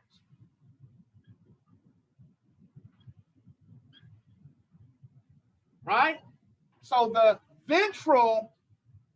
inspiratory neurons of the ventral group will do this. They abduct the vocal cords, which means they widen out the vocal cords. So they make the vocal cords wider, right? They abduct the vocal cords, making the vocal cords come out, separate a little bit more, right? Which then will increase the diameter of the what? What is this hole called? Glottis. Glottis. So since the vocal cords have been abducted, right? Now that makes the hole to the glottis bigger, okay? Just like your lips. If they're closed and I abduct your lips, I open your lips up, which makes your mouth bigger, right? Okay. So they abduct the vocal cords, therefore increasing the diameter of the glottis. Okay? What else does it do? It said it also innervates the diaphragm and external intercostals, right? And we already know what nerve, what specific inspiratory nerve that interfaces that diaphragm is what? The phrenic. The phrenic nerve that we just talked about. So the ventral respiratory group, right? The ventral has inspiratory and expiratory neurons, okay? The inspiratory neurons will abduct the vocal cords, make the glottis bigger, right? And send signals to the diaphragm and external intercostals for inspiration, okay? And one of those nerves that it uses that's connected to the diaphragm is the phrenic nerve, okay? That's the three things it does. And that is so if you don't have it, that's the ventral respiratory group. And the groups we're talking about now are the medullary center. The medullary respiratory center has two groups, the dorsal group and the ventral group. Right? The dorsal group and the ventral group. We said the dorsal group only focuses on inspiration, right? Inspiration. They send signals down to that diaphragm and external intercostal muscles. Then we said the ventral group has both inspiratory and expiratory neurons. And we said the inspiratory neurons will abduct the vocal cords, open up that glottis diameter, and innervate the diaphragm and external intercostals. All right. But not only does it have that, it also has expiratory neurons. So let's see what the expiratory neurons do. The expiratory neurons of the ventral respiratory group will send signals to the internal intercostals and abdominal expiratory muscles, right? Because we said the abdominal muscles are used for what? The abdominals, the stomach muscles. No, they're not accessory. They're used for forceful. Oxygenation. No, not oxygenation. All of it's for oxygenation. All of it will Forceful help with. ventilation. Say it again. Forceful ventilation. Forceful exhalation. Oh, exhalation. There you go. So when you blow out the candles on your birthday, you're using your abdominal muscles, right? Especially if you're old as I am. You're going to need to cock up and strengthen up them abdominals to blow all them candles out, right? So forceful exhalation is your abdominal muscles. So when you are, the expiratory neurons will send signals to the internal intercostal muscles, which help with expiration, and also send signals down to the abdominal muscles just in case you need to forcefully exhale. Okay. All right. So that is the medullary respiratory center. No, that's what makes up the medullary respiratory in the medulla oblongata. Right. All this is going on. You got dorsal groups and ventral groups. Okay. Now we'll talk about the pontine respiratory centers. Pontine respiratory centers. Why it disappeared? The pontine respiratory centers. Just let me share my screen so I can have to switch up so much. Can y'all see the PowerPoint now? Yeah. Yeah. Coming up now? Shatara, you can't see yours? Okay. Okay, that's okay. So we just talked about the medullary respiratory center. See it right here? Let me go to full screen. The medullary respiratory center consists of the dorsal respiratory group and the ventral respiratory group. We said the dorsal respiratory group focuses mainly on inspiration only, and the ventral respiratory group focuses on inspiration and expiration, right? All right. Now, what about the pons respiratory center? The pons respiratory center consists of the pneumotaxic center, which is this one, and the apneustic center, which is this one. See how amazing your body is? These little bitty pieces of meat, right? These little bitty structures in the brain do all of this breathing for you. They regulate your breathing. All this is to keep pH in the normal range, okay?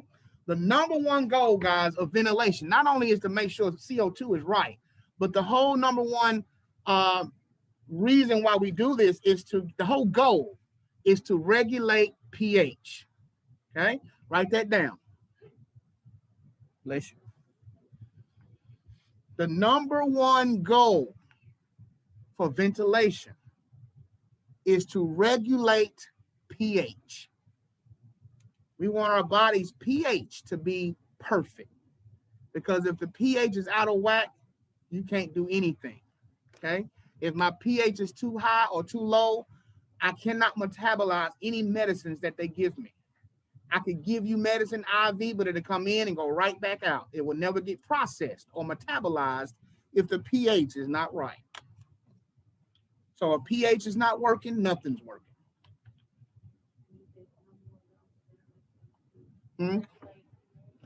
Number one goal for ventilation is to regulate pH. Okay. because we said CO2 is an acid. So if the CO2 gets really high, we become acidotic and the pH becomes acid. That ain't regular, right? So we have to manage it with the way we ventilate, okay? If the CO2 is too high, we need to ventilate more, right? We need to hyperventilate them so that they can bring that CO2 down. If their CO2 is really, really low, then they're already hyperventilating. We need to hypoventilate them so it can start building back up. And we want it to be within that normal range of 35 to 45, right?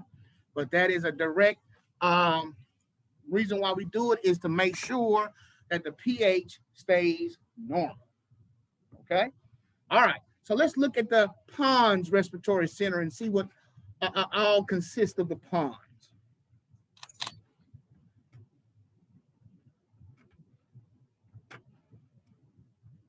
All right, can y'all see the lesson plan now? Okay, I'll start doing that because it's easier for me to share that way. All right, the pontine respiratory center. The pons is located above the medulla on the brainstem. We saw that. It consists of two different centers, apneustic center and pneumotaxic center.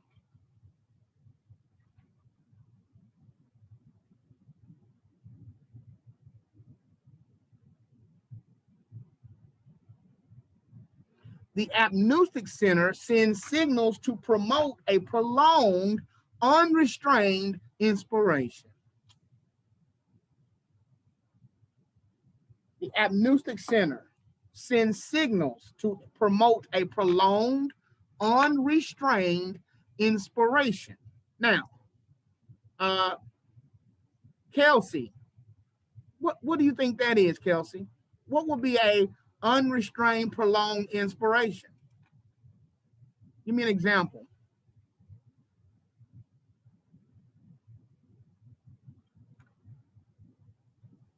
You with me, Kelsey? Yeah. Okay. Just think about it. What would the Shane Stokes? No, I'm not looking for a breathing pattern. I'm just talking about something normal, something you do every day. The apneustic center allows you to do what? Can I answer it? I'm gonna give her another moment.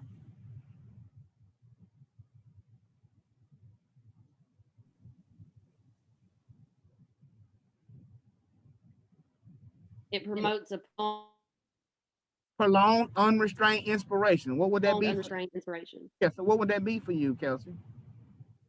What's an example of that? Like if you were exercising? No. Not really. Michaelin, what was you gonna say? A yawn. A yarn. A yarn or a sigh breath. You know how you, right? A sigh breath or to yarn. A yarn is not a regular inspiration, right? It's a prolonged, unrestrained. It lets you get a good old yarn out. That's what the apneustic center allows you to do. A prolonged, unrestrained inspiration. All right. And then it also has vagal and pneumotactic center impulses hold the stimulatory effect in check. Okay, so the apneustic center will send signals to let you take a deep breath, but the vagal or the pneumotactic center will keep it in check. Okay, it ain't gonna let you just keep on till you pop, right? The reason why you stop inspiring when you take a yawn, what if you just kept yawning like that for 5 minutes? You would blow up, right? So the pneumotactic center keeps it in check. It'll say, all right, that's enough. Right? You're taking a good old yarn, and then the pneumotactic center will cut that yarn off. It will stop the inspiration because that's enough. You don't want to pop, right? And there's, you're going to learn that there's, how does the pneumotactic center do that? How does it know when it's too much? We're going to learn that, all right? But the pneumotactic part of the apneustic center will hold the stimulatory effect in check. So in a sense, look at number 3. The pneumotactic center controls what? Inspiratory time. Does it control like a cough? A cough is expiratory. You know, you take a deep breath in and cough. That's your abdominal muscles that'll help you cough. Okay. But the pneumotactic center controls the inspiratory time. So if you want to take a yawn, you can't take a 50-minute yawn, right? If you keep on yawning like that, you will pop. So the body has to have checks and balances, right? That's what the checks and holds it in check. The pneumotactic center holds it in check. So you think about taxes. Taxes keep you in check, right? Come out your check. Do taxes come out your check? All right, so the pneumotactic center keeps the inspiration in check. Okay, that's how you can remember it. If you want to help you remember it, the pneumotactic center controls inspiratory time. It keeps the inspiration in check. You can't go too far with this. You know what I'm saying? It was, you know, don't overdo it, body. So it's telling itself, don't overdo it. I'm gonna stop you right there. It also has strong signals that increase the respiratory rate. So not only is it controlling the inspiratory time as far as shortening it, but it can prolong it too. It controls the time, whether it's fast or slow. It controls the inspiratory time.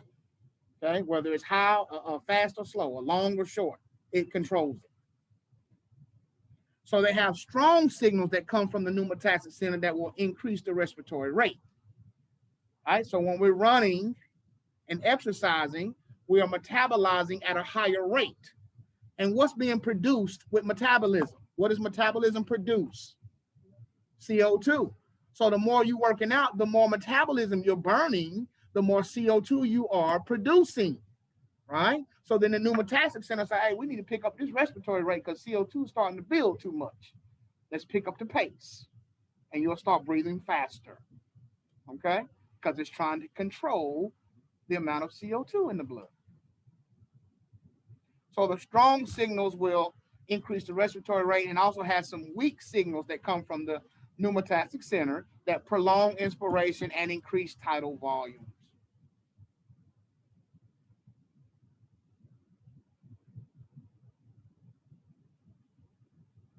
So it's kind of a checks and balances, right? Your body gets these signals from the medullary respiratory center, and the pontine center kind of keeps everything in check. Okay, you get these inspiratory neurons and expiratory neurons from the medullary respiratory center, and then they are held in balance and checks with the pontine centers, right? If your pontine center is not working, then you will continue to breathe just out of whack, right?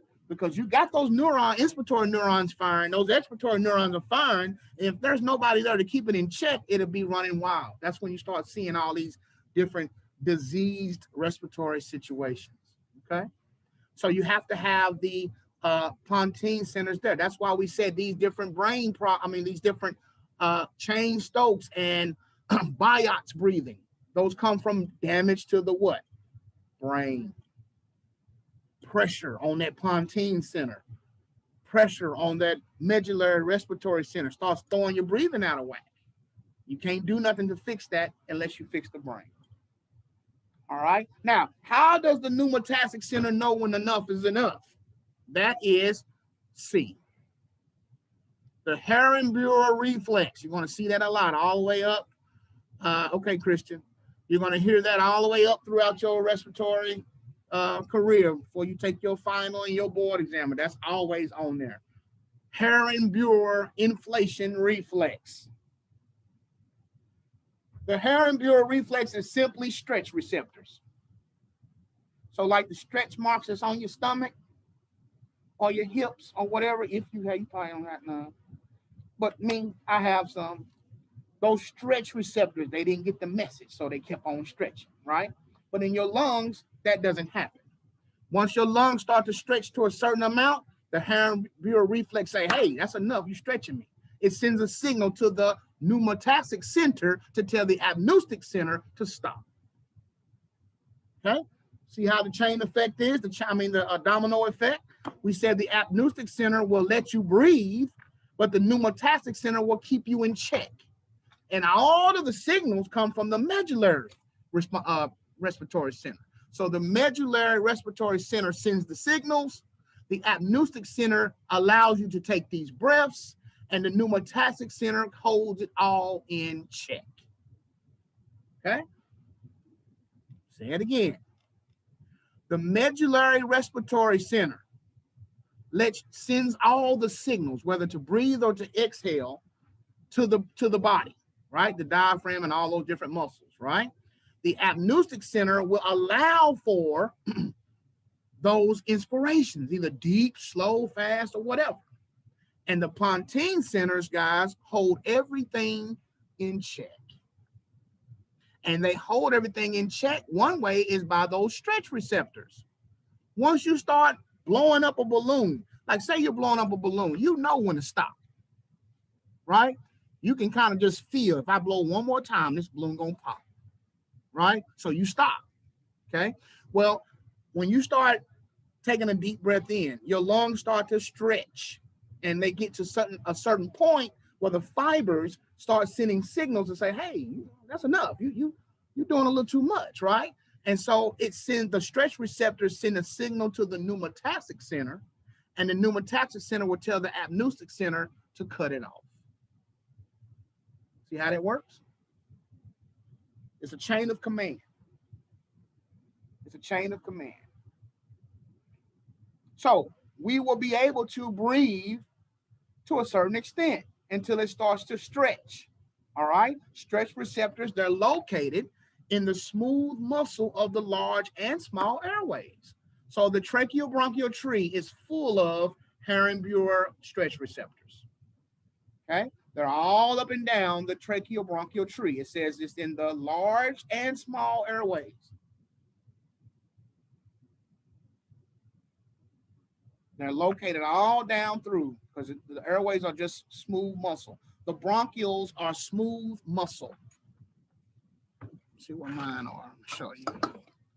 The bronchial muscles are made of smooth, they're smooth muscle. Smooth muscle.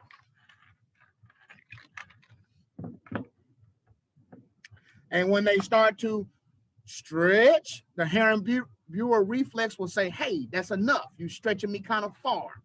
Once that happens, those signals are sent to the pneumotactic center to tell the apneustic center to stop. Now, how much volume is that? I mean, it's different for different people. But like it says, when it's stimulated, they send a signal via the vagus nerve to the medullary center to stop. Stop. Right? They send a signal up the vagus nerve. So the Herrenbuer reflex will send a signal up the vagus nerve to tell it to stop, to tell the body that's enough. Hey, that's enough. Up the vagus nerve. Now, how much volume is in the lungs when that happens? When those stretch receptors finally say enough is enough, about how much volume is produced? It says 800 to 1,000 mLs in an adult. Right? What's the normal tidal volume? Normal 500. 500. Good. 500 is the normal tidal volume for a normal adult. And then you just see me do this, in and out, normal in and out, just like you're doing. It's about 500 milliliters of volume. But when you take a deep breath in, right, it's the stretch receptors kick in at about 1,000. 800 to 1,000 mLs is when it starts to kick in. 800 to 1,000 mLs is when that will start to finally kick in. Okay? And so you see how that lets you take a deep breath. Because what if all you could do is 500? You would never be able to blow off enough CO2 if you was working out or whatever, right? If you needed to yarn, you couldn't yarn. You couldn't do none of that. It just imagine just breathing like you're breathing now. That was, right? That ain't a yawn. That wouldn't even feel good, right? So your body is allowing you to do that. That apneustic center will let you unrestrained, right? Pneumotactic center keeps it in check. And then the Herrenbuer reflex will kick in at about 1,000 mLs. It'll say, hey, bro, that's enough, right? And then it'll send a signal up the vagus nerve, up to that medullary center and say, hey, stop. Stop sending signals to breathe. You need to stop, okay? And then you stop. Now, this is what I'm talking about when I call the nerve, the smooth muscles. These are examples of the bronchial smooth muscles. Your bronchioles look like this. This would be like a real long bronchiole, right? If these were together, and it'd be, you know, one going this way, one going that way. That's how they look. These little things here, these bands, are muscles. These bands that are wrapped around the bronchioles are smooth muscle, okay? And what happens is some things cause, you're going to find out there's some diseases that cause those muscles to contract. That's what causes an asthma attack. It squeezes those bronchioles shut, and then you start hearing them sound, wheezes, right? That's what we're going into next. And we're going to take another break in a minute. We go into wheezes. When it goes down real strong, it goes into wheezes, right? Or if there's fluid or junk in the lungs, when they contract, you'll hear that, you know, those sounds are like called rhonchi and coarse crackles, right? Those are the things you hear when there's fluid or mucus in the airway, okay? And so what happens is this. You start out, guys, with a normal, beautiful airway, right? This right here will be your lamina propria, okay? This is my lamina propria. This is my muscle layer. I got muscles here, smooth muscle, right? Then the inside be nice and pink, okay? What will be layered on here? Tell me what's layered on the inside right here. What should be there? Mucus. Mucus. And what layer is exposed to the air that's going in and out? There's two layers of mucus. The gel layer? The stone layer? Now, the gel layer. The sole layer would be under the gel layer, right? So the gel layer of the mucus would be right here in that pink, right? So all the air that's going through all the air that's flowing through, it picks up the gel layer will pick up all of the pieces of foreign material that make it this far and trap it so that you can cough it up, right? Well, when something happens, you have an asthma attack, these muscle bands right here constrict, and then you come to this. See that? And see how that looks convex? See how this one's pretty much flush almost, but see how concave this is? Because that muscle has contracted that bronchial, right? It contracted it. And so now it looks like this. So now you got less air going through there, like your lips, and you start to hear the what sound? Wheezes.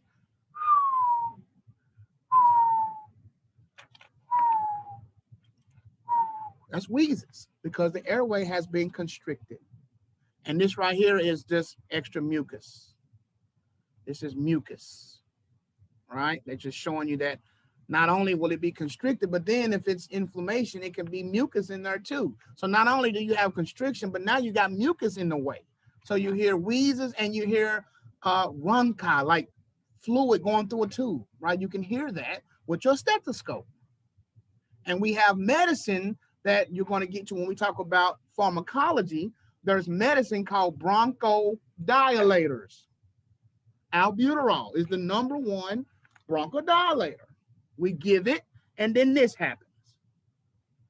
Bronchodilation. See how flat that is? So we start with this, which is normal airway. Then you have an asthma attack, and it leads to this. Right? Start out with this.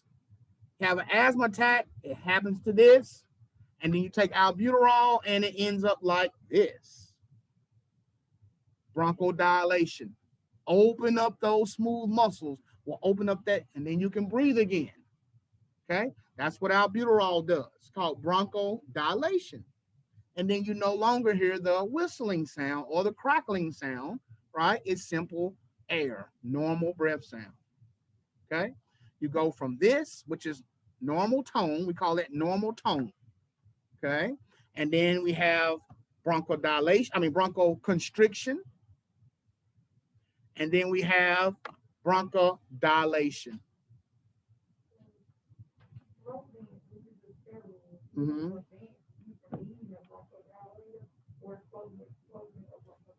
Flovin is a steroid. Is that the same thing that happens with bronchitis? Bronchitis can happen. You can get this mucus build up inside of the bronchial and then becomes inflamed, right? Because itis means inflamed, and you can hear wheezing, crackles, and all that. And we have to do good hygiene, which we have airway clearance devices or things we can blow into that shake the stuff off the lungs, help them cough it up. We have different medicines that we can take to break that down, but the main thing will be a bronchodilator, which will then open that airway back up. Okay. And what was you saying? Oh, the Flovin is a steroid that will treat the inflammation, but it doesn't dilate you. Okay. It just treats the little inflammation. Yeah. If you already having an asthma attack, you don't use a steroid. Bronchodilators are what we call rescue drugs, right? That's what you want. That's why people have the little pumper in their purse. If they have asthma, you don't look for nothing else but a bronchodilator. That's what's going to instantly pop you open.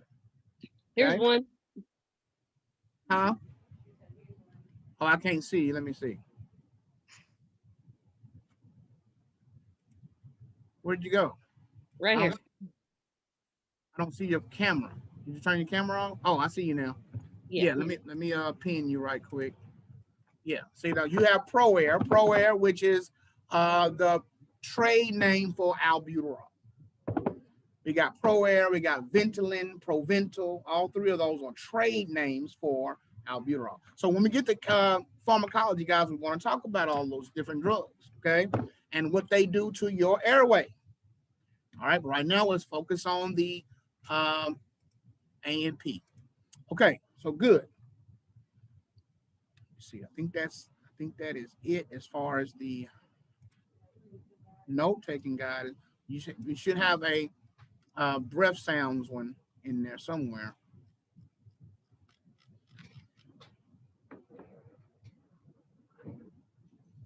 You might have the breath sound. We should have a breath sound one in there. Yeah, everybody should have it in there in the thing. Yeah, look around through there and see if you see the one that says the breath sound. Yep, it's got a picture of some lungs and a page that says breath sound.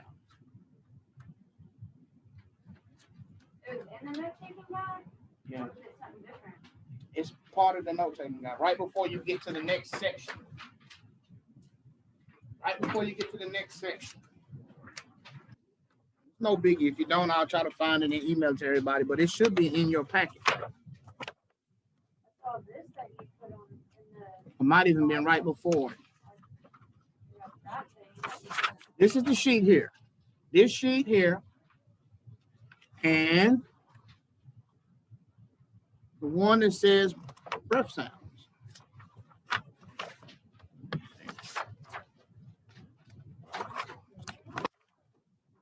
Yeah. The page right after these notes. It's in my packet. It's right here. It says lesson, auscultation, and breath sound. It looks just like this. Who all online? Do you have this in your packet online? I don't. I'm looking, but I haven't seen it. Okay. Yeah, I don't have it either. No big deal. There's not a whole lot to it. But I'll make sure. Okay. Maybe got put in some of them, didn't get put in the rest of them. That's not a big deal. But this one here, this sheet here, guys, covers the segments. Well, you already have the segments in the book, but I just try to make one extra. But this right here consists of the segments of the lungs. These are the lung segments. So you can take a picture of it. If you don't have it, you can take a picture of it right quick. I am recording though. My bad, hold on.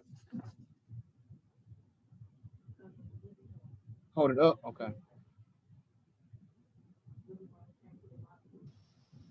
Can you go up a little more? There you go. That's good. Yeah, take a picture of it.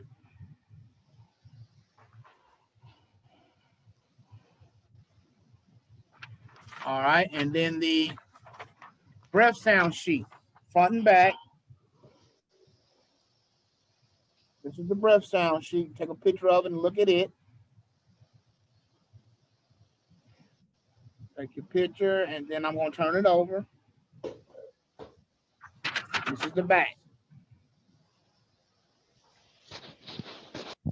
Mr. McCarthy, can you email that? Because it's just too Yeah, blurry. I'm gonna email. I'm just trying to put it on for you to see later. Oh, okay. All right, so let's take a break. It's 3:15. Come back at 3:25. Take a break, come back at 3:25. I'm gonna talk about, you can just write notes as I'm talking though. It's not a lot, you know. I'm gonna write notes about the different types of breath sounds. I'm gonna let you hear a couple on the YouTube, which I can't record that, so I hope you're here. I'm gonna record, and then you can go on YouTube anytime and type in breath sounds and just listen to them yourself. It will behoove you to do that. The test tomorrow won't really have a lot on breath sounds, but we will do the hand washing, and I will let you listen to the breath sound mannequin we have tomorrow. So you do your little hand washing lab, and then the breath sound mannequin will be set up for those that want to go and listen to the different sounds. Okay, you can dial in whatever sound you want, and it will do it for you. Okay, but yeah, so take your break, come back at 3:25, and we will go over some of these terms and different types of breath sounds. I'm gonna try to see if I can email it to you during the break. I don't know if I have it on file. Let me see. Try to scan it to my email and then forward it over to you, if it'll work. Oh, you know what? Adobe scan of it.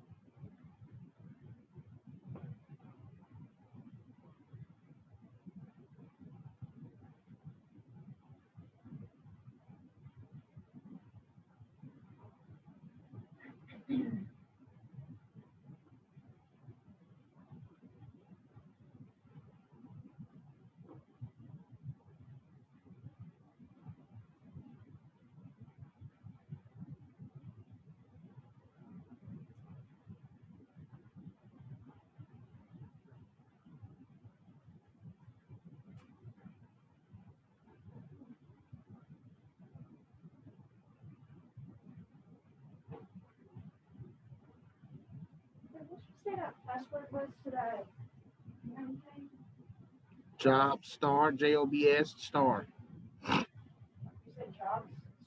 Mhm. Yeah. Mhm. Just a couple. All right, guys. I just sent it. You can. I'm about to pause the recording. All right. So let me go over what I gave you. Just look at the sheet and quickly talk about some breath sounds. The sheet I gave, if you got the sheet, or the email that I sent you. All right, breath sounds. You don't have to worry about who the stethoscope was invented by, but it kind of just gives you, it's invented by Renee Laennec. Of course, it makes sounds. The diaphragm side, guys, remember, is the round side. That diaphragm side is for breath sounds and high-pitched sounds. And then the bell side is used more for the heart sounds or low-pitched sounds, okay? Of course, you always want to check it to make sure it's not waxy or cracked. The little head of it is not cracked. It amplifies the sound really, really well. So I want to make sure that it's right, because that is your tool. Your number one tool in your job is your stethoscope. All right? You have to have that stethoscope. You can't be on the floor and you don't have a stethoscope. You're going to always have to listen to breath sounds. You might have to listen to heart sounds.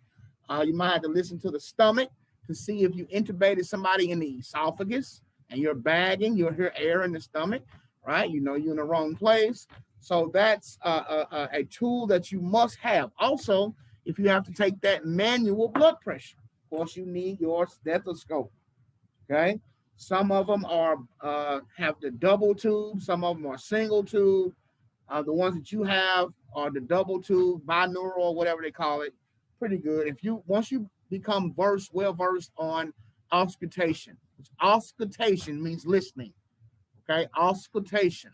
Once you start listening and hearing these same breath sounds, you can listen with a Walmart or a Walgreens stethoscope. It doesn't matter.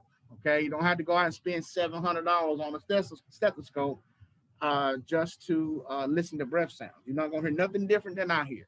Okay, if I know what I'm listening for. All right. Now, of course, the position is important. Positioning a patient when listening to breath sounds. They should be preferably upright to allow for proper auscultation. You instruct the patient to breathe deeply through the mouth. And then this is how you start. You start in the back, posteriorly, right? That's in the back. Start at the bases and you go side to side in an upward fashion, okay? So it's kind of like this. I don't have the mannequin in here. So if I'm listening to somebody's breath sound from the back, let's just say that's their head.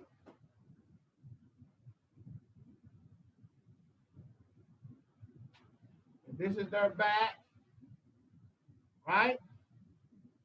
This is their spine. Then I'm going to listen, start at the bases of the lungs. You start here, then here, here, then here, here, then here, okay? And then you may even listen up at the apices, here and here. Avoid the scapula. If I'm listening right over the scapula, I'm not going to hear anything, right? I'm not going to hear anything because it's bone right there, right? So I'm going to listen in left to right, left to right, left to right, going up. The reason why we start at the bases, guys, is because if I start at the top and you start tell them to take deep breaths, if there is some consolidation in the bases of the lungs, it might be clear by the time you get down there. So by the time you get down there, you don't hear it. And then they stop and it starts to collect again. That's something you missed.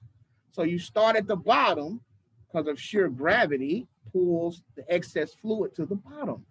So if you're listening at the bottom and you're hearing some junk, that lets you know that they're having a problem with either fluid or pneumonia or something like that, okay?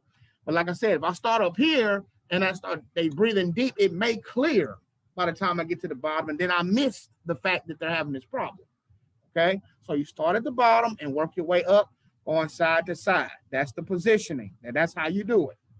Now, you can also listen laterally, right? After you do the back and the front or whatever, you can listen laterally, which is on the side. It says under the axilla and upward side to side. So kind of on the side, kind of like this, going up, back, right? Side to side. Axilla is the axillary, right? Which we did, V6 was 6 intercostal space, mid axillary. That's the underarm, right? You go at the bottom, kind of go left to right just a little bit.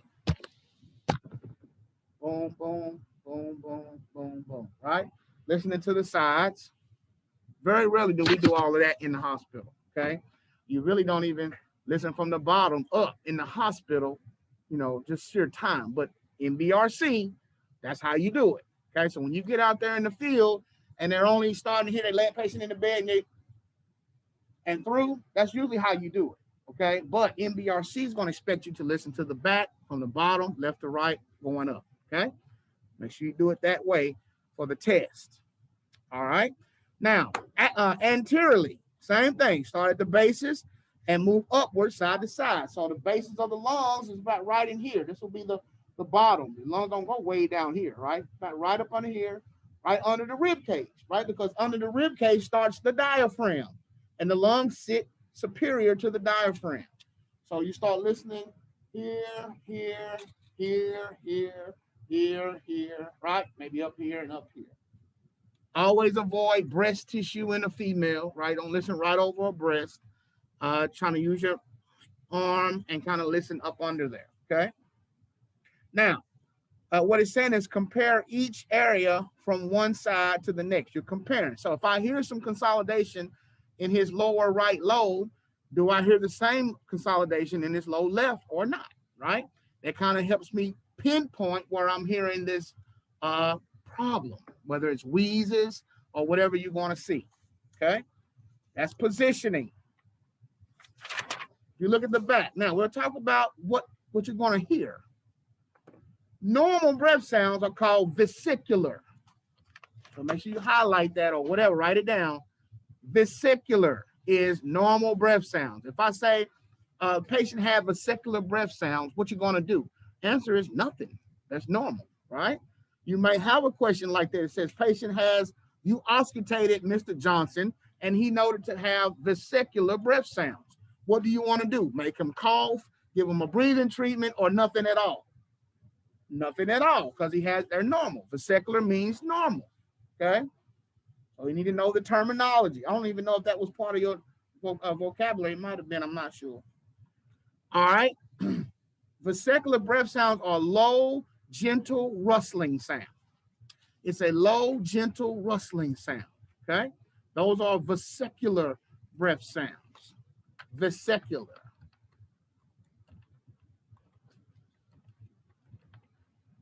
Vesicular breath sounds.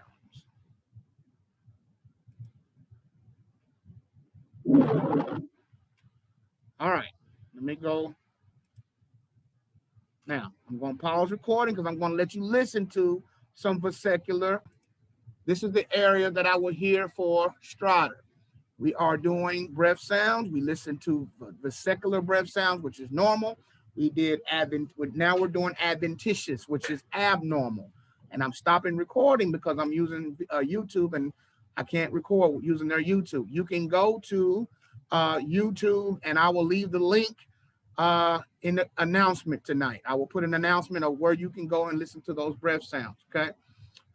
But so Strider, I would listen right around in here, okay? Like that, okay? Let's go look at it. Are they? Okay, I'll check them out. Mr. McCarthy. Yeah. McCarthy. I forgot. I don't have for wheezing. What were the causes besides asthma, bronchitis? Was it COPD or what was the last one? Just you can get wheezes from any kind of. Well, I'll write it. Y'all can write it down in a minute, guys. Wheezing comes from the airways becoming very constricted. Okay. Okay. And yeah, but any kind of disease that will cause any kind of airway constriction, asthma, emphysema, COPD, any kind of thing like that causes that, you'll hear wheezing. Okay. Okay. All right. So last thing to do, guys, is to go over a few of these oral questions, and then we're done for the day. I don't even have that many this time. These are all it's not that many in pulmonary. And even a couple of these are cardiac, okay? A couple of these are cardiac. So now I'm going to pause my recording again because I'm not going to record any of these here, okay? And I don't have anybody that's recording the screen at this time, at least that I see. I mean, it's ways around everything. It only hurt you in the end if if you're not honest, but hey, that's on you. All right, so let's look at it. We're done with the lecture for pulmonary A and P. The homework is already set into the module and will be available at 5:30. All right, at 5:30, you'll be able to post in the chat, not the chat, but post in the discussion. Once you make your initial post, and I see that you post to 2 other people, that's your credit for the day. Okay, that's your attendance for the day. But it also helps you, don't just put breath sounds are needed and I need them. You know what I mean? Make sure you make it 250 words. So, you know, you need to look in your book, your notes, and put what you learn. All right. There's no right or wrong answer. I'm not looking to take nothing off from you. I just want to make sure that you engage in it. All right. All right. So let's look at it. Put your cameras on so I can see who I'm dealing with. I'm not recording, so you don't have to worry about that. I'm stopping recording. Now, last little thing. Tomorrow, don't forget, Alpha Group, come at 2 p.m. I'll make another announcement just to anybody who's not here. I have to get my second shot for Corona, so come at 2 p.m. All right? Come at 2 p.m. All right.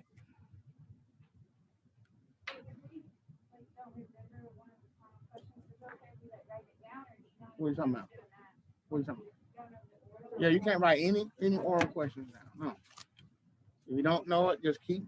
So like what we do is as we go on, if you see that I'm missing a lot of this group, or I'm seem to miss a lot of this group, that's when you go back yourself and start digging into that, okay?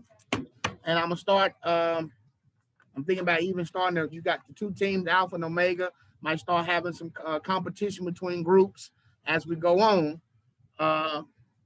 just to help. So get together in your groups and talk to each other, whatever, you know, get you a Zoom. Zoom is free, right? Get you a Zoom, and then y'all can Zoom up to 4 or 5 people, you know, in a group, and then y'all can all meet up at different times and compare notes and stuff like that. You don't have to be together. Utilize all the tools that you have. All right, so let me see. Talisha or Maria, Stephanie, everybody, if you can, I need to know, turn your camera on so I know who to ask. Because if you're not here, I don't need to waste my time asking. The people who are in the classroom, you don't have to put yours on. But everybody else, I would ask that you start your video so that we can go over a few of these questions and be through. Now, if you can't do a video, then chat me and say, I don't have video or whatever, but you can still answer the question in the chat.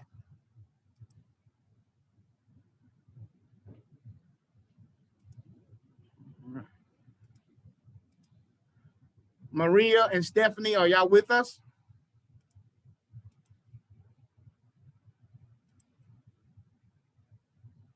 All right, so I'll just go with what I got. All right, I'm going by the, I see Kelsey, Case, Cassidy, Michaelin, is that Miss, another iPhone, I'm not sure who this is. I forgot her name. What's her name? What? Huh? No, the lady. Yeah, Miss Sydney. Sydney, okay, I'm sorry. Okay, Sydney, I see Courtney, Kristen, and Charisma. All right, here we go. Kelsey, pulmonary anatomy. Define the visceral pleura. Define. Tomorrow, Alpha students come at 2 o'clock. I will be here probably around 1:30-ish, but come at 2, you'll take your exam, do your lab, and go home. Omega students, if you want to come around 3:30, that's fine, okay? Because you're going to get out of here quick. It's not going to be bad. But we're going to take that test, get out of here, and then the next day, we will start pulmonary mechanics. The homework for tonight is in there. I'm about to unleash. As soon as I stop this, I'm going to publish it. Okay, it's a discussion. As soon as you do your 3 posts, your posts and 2 responses, you'll have credit for today. I'm also going to open up pulmonary mechanics. So you'll go ahead and have that one open where you can kind of start looking at that stuff, get the note-taking guide off and print it off and do all that kind of stuff, okay? I'll go ahead and open that up for you as well, which is the next module, which is pulmonary mechanics, RT 210D as in dog. Other than that, be safe. Good job. If you're posting, now don't forget, tomorrow by 6 o'clock is the last day to complete any test that you have missed. If you missed the test, tomorrow at 6 is the last time. Otherwise, it's a 0. We got to move on. All right. Good job, everybody's beautiful faces. I appreciate it. See you tomorrow at 1.